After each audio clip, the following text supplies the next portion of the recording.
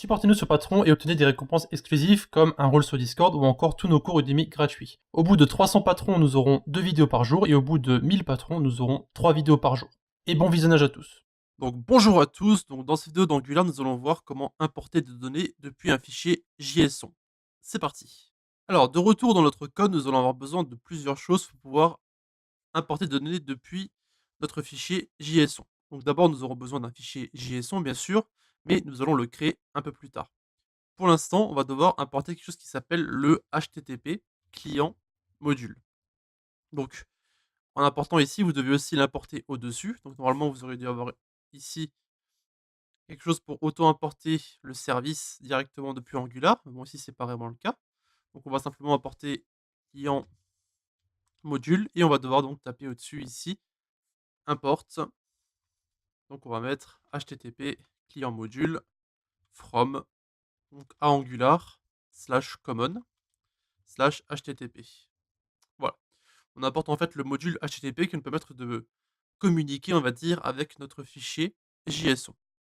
Ensuite, on va aller dans notre friend service ici et nous allons exporter ces données ici, directement dans un fichier JSON.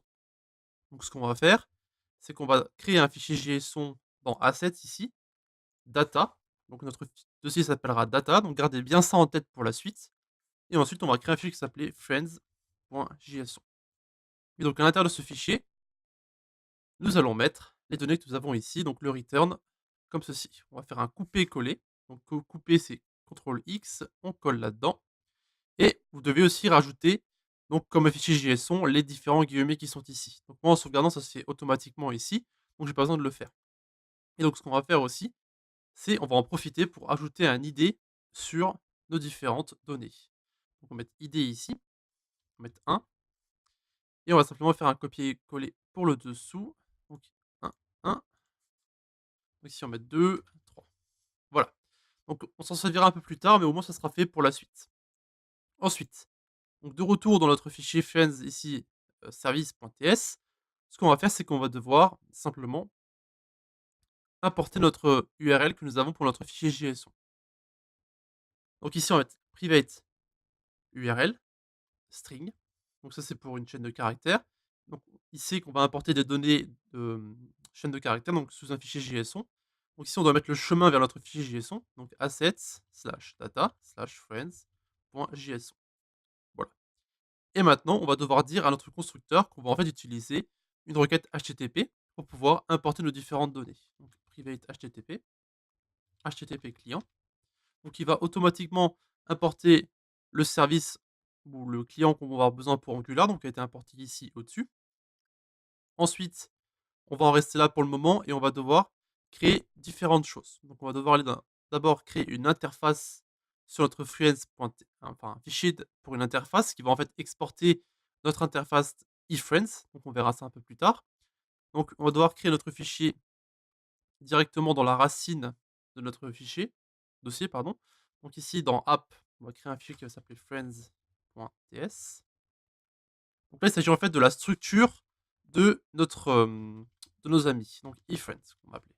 On va mettre ici et vous allez devoir mettre ici d'abord l'id. Donc on a en fait les différentes choses qu'on a ici. Donc vous avez id, qui est en fait un nombre. Vous avez name qui est un string. Vous avez âge qui est aussi un nombre et vous avez bien sûr sexe qui est un chaîne de caractères. Voilà. Donc cette interface va nous être utile un peu plus tard pour pouvoir importer des données directement dans notre fichier JSON, et cetera. Donc pour l'instant, on l'importe, mais on ne va pas l'utiliser. Donc ce sera pour plus tard. Et donc directement dans notre service ici, on va pouvoir importer notre eFriends. Donc pour ça, on va créer un observable qui va justement récupérer les données de notre interface. Donc observable. Donc il va en fait importer ici notre RxJS et à l'intérieur, on va mettre eFriends. Donc il va être automatiquement importé ici au-dessus de notre fichier friends.ts. Et donc ici, on va mettre un arrêt vide pour le moment. Et donc à l'intérieur de notre return maintenant, on va être 10.http.get. Et donc là, on va récupérer notre interface eFriends, donc avec notre array, et on va mettre 10.url. Donc cette interface va être utilisée pour pouvoir en fait récupérer les données de notre fichier JSON pour compléter les différentes interfaces qui sont ici et donc ensuite importer les différentes données dans notre service et les différentes données qui sont ici vont ensuite être importées directement dans notre composant qui est là. Donc maintenant dans ce composant, ce qu'on va devoir faire, c'est remplacer le dis.friends qui est ici. Alors, ça va être comme ça. On va enlever tout ça de dis.friends, donc dis.friends.getFriends et donc ici on va mettre .sub.subscribe. On va mettre data, donc ça c'est le dossier qu'on a créé avant. Donc on va essayer ici ça n'a pas vraiment d'importance. Donc dis.friends égale data. Voilà.